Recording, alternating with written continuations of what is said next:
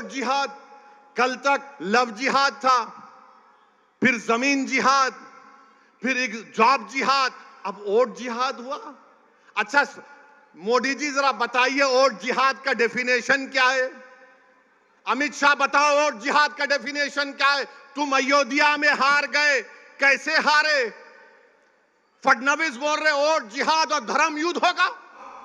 पंडित सुंदरलाल की रिपोर्ट है, नेहरू लाइब्रेरी में जाकर पढ़िए। सुंदरलाल ने लिखा कि हैदराबाद में जो पुलिस एक्शन हुआ तो 40,000 से ज्यादा लोगों का कत्लेआम हुआ, और यही कांग्रेस पार्टी ने मौलाना आजाद को मजबूर कर दिया बोलने के लिए हां ये तो एक्शन का रिएक्शन है। आपको मालूम, कभी आपने पढ़ा कि 1950 और 60 के दशक में 8 लाख बंगाली मुसलमानों को भारत से निकालकर फेंक दिया गया था? तुमने पढ़ा कहीं पर? तुमको कोई नहीं बोलेंगे, मैं बता रहा हूं कब हुआ था ये। श्रीनगर में हजरत बल में नबी करीम सल्लल्लाहु अलैहि वसल्लम के मुंह मुबारक का वहां पर एक हादसा हो गया था। पूरे मुल्क में तूफान उठा तो 8 लाख को बाहर कर दिया गया। किसने निकाल दिया था? आसाम से जाओ डिटेंशन सेंटर में डालो इनको, बाद में नेहरू को वापस लेना पड़ा। अरे तारीख हम पढ़ते हैं। अगर हमारी जबान कड़वी है तो तुम्हारे जुल्म की वजह से है। अगर हम कहते हैं कि आपकी सियासी लीडरशिप होना इसलिए कि हमारे बुजुर्गों को नुकसान पहुंचा, आज अगर फैयाज जीतेगा इंशाअल्लाह ताला तो वो आज के लिए नहीं है, इन मासूम बच्चों के मुस्तकबिल अच्छा होगा। जो तकालीफ हम और फैयाज साहब और हमारे बुजुर्ग उठाए, कम से कम ये आने वाला जनरेशन, ये नस्ल उस तकालीफ को नहीं उठाएगा। तो मेरे अजीज दोस्तों और बुजुर्गों, मेरी आपसे दमन गुजारिश है कि आपको 20 तारीख के दिन अपने के कोर्ट का सही इस्तेमाल करना है। अब आप जानते हैं कि हर पार्टी बोल रही है कि हम इतना दे देंगे, लाडली में उतना दे देंगे, हम फुला कर देंगे। ऐसा बोल रहे हैं जैसे अब्बा की दौलत लुटा रहे हैं बाहर आवाम पर, महाराष्ट्र की। अबे तुम्हारे बाप की औलाद नहीं है, तुम्हारे बाप की दौलत नहीं है ये। कोई जहेज में नहीं आया ये दौलत बांटने के लिए। कोई बात है बताइए? आप एमएलए हो, तुम आमदार हो, तुम कोई हर्राज का सामान थोड़ी हो कि तुम इधर चले जाओगे कभी उधर चले जाओगे। और पॉलिटिकल रिप्रेजेंटेशन की अहमियत क्या है मैं फिर से बता रहा हूं आपको। नरेंद्र मोदी ने वक्फ बिल का कानून पेश किया। नीतीश कुमार के पास सिर्फ 13 या 14 एमपी, कितने आसिम बेखार? 13 है, 13 या 16, 13 हैं। अगर एमआईएम पार्टी के 3 एमपी होते, अख्तरुल ईमान और इम्तियाज जलील मेरे साथ होते, मोदी 10 बार सोचते थे ये बिल को लाए ना लाए, मगर आप थाली मार रहे हैं। आप लोग थाली मारते हैं। अगर हमारे 3 एमपी होते, वो कानून या वो बिल नहीं आता जिसके जरिए नरेंद्र मोदी उनकी सरकार वक्फ को खत्म करना चाहते हैं पूरे भारत में। कोई जायदाद वक्फ की नहीं रहेगी, मेरी बात मैं जिम्मेदारी के साथ कह रहा हूं। कोई जायदाद नहीं रहेगी वक्फ की।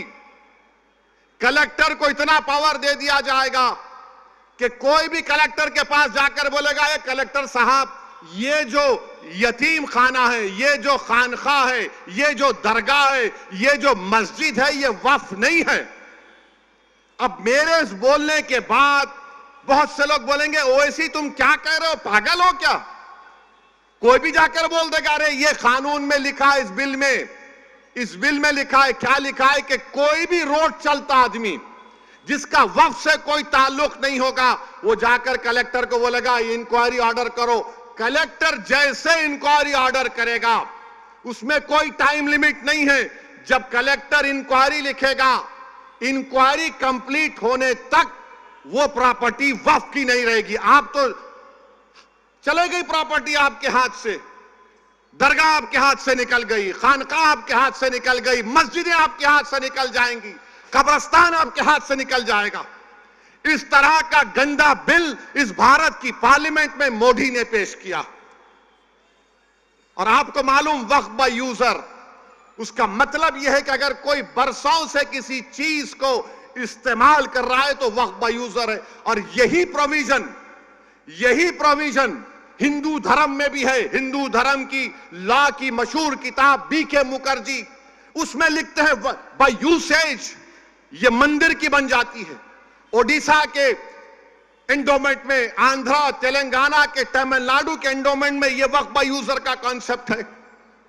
मगर मोदी बोल रहे नहीं रहेगा। उसका नुकसान क्या होगा?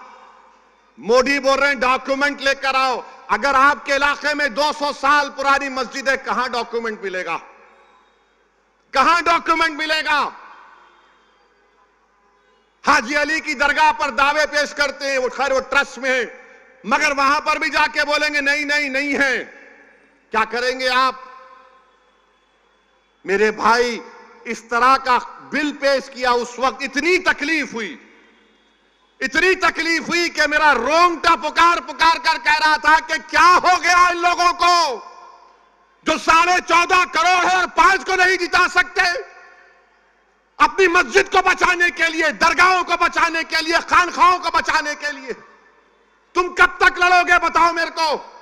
अरे मैं खराब हूं तो खत्म कर दो, मुझे हटा दो, मुझे इस दुनिया से निकाल दो, मगर तुम तो कायद बनो, तुम इत्तेहाद पैदा करो। कब तक तुम इस डर में रहोगे वो जीतेगा, ये जीतेगा? अरे कोई भी जीते उसको तुम्हारी मस्जिद से क्या मतलब? कोई भी जीते उसको तुम्हारी शनाख्त से क्या मतलब? कोई भी जीते वो तुमको क्या इंसाफ करेगा? इंसाफ तुमको करना पड़ेगा अपने लिए, आने वाली नस्लों के लिए।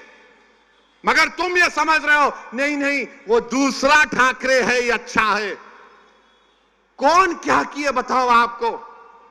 जब ये वक्फ का बिल पेश हो रहा था, उद्धव ठाकरे के पूरे एमपीज बाहर खड़े हुए थे, कोई लोग सभा में नहीं था।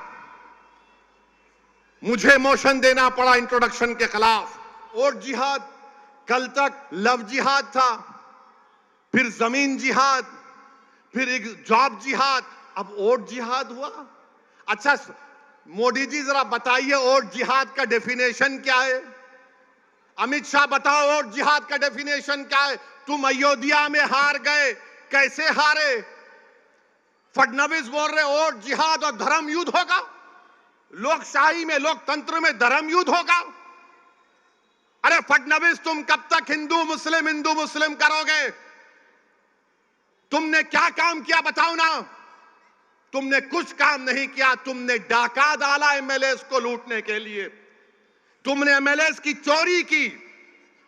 तुम सत्ता में नहीं आए मगर तुमने सत्ता को छीन लिया और बोल रहे ओ सुनो वैसी। मैं कह रहा हूं सुनो फडणवीस, तुम जिहाद के माने नहीं जानते। बोलते मालेगांव सेंट्रल में हम धूलिया की सीट मालेगांव सेंट्रल की वजह से हारे। अरे फडणवीस तुम तो 1819 में भी हारे थे, 1918 में भी हारे थे।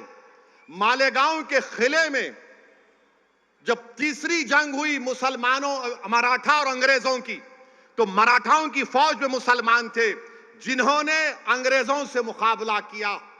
उन्होंने अपनी जानों को कुर्बान कर दिया। बल्कि उनके नाम आपके सामने कहना चाहूंगा ताकि नौजवानों को मालूम हो जाए कि उनके नाम क्या थे। उनके नाम में फडणवीस नहीं था, बाय द वे। उनके नाम में क्या था? सुलेमान शाह, इस्माइल अल्लाह रखा, शाबान भिकारी, बुद्धू फरीदास, अब्दुल गफ्फार। इनको फांसी पे लटकाया गया। अब्दुल्ला खलीफा और मोहम्मद अनवर को जेल में अंग्रेजों ने मार मार कर कत्ल कर दिया। फडणवीस सुनो, तुम ये समझते हो कि कोई तुम्हारे पैर के पास बैठ के बोलेगा आप सरकार है? अरे कोई सरकार नहीं है।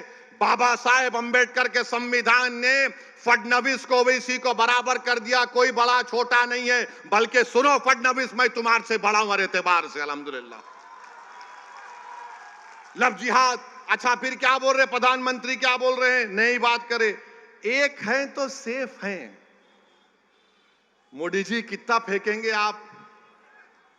पार्लियामेंट इलेक्शन में आपने कहा कि हिंदू बहनों के गलों से मंगलसूत्र निकालकर मुसलमानों को दे दिया जाएगा, हिंदू भाइयों की भैंसों को लूटकर मुसलमानों को दे दिया जाएगा। मुस्लिम औरतें ज्यादा बच्चे पैदा कर रही हैं।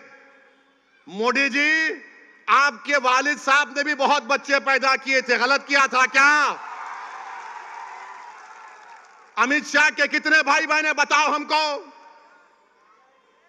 आप हमारी मां और बहनों पर इल्जाम लगा रहे। अब मोदी जी बोल रहे एक है तो सेफ है। अमित शाह इसको बढ़ाकर बोल रहे हैं अब वक्फ की प्रॉपर्टीज डिक्लेयर कर दी जाएगी। अमित शाह, मोदी, फडणवीस, मैं मुंबई में खड़े होकर बोल रहा हूं, वो जो दुनिया का दौलतमंद अमीर आदमी है, जिसके बेटे की शादी में मोदी जी आप मुस्कुराते हुए गए थे, वो यतीम खाने पर बनाई गई है मुसलमानों के।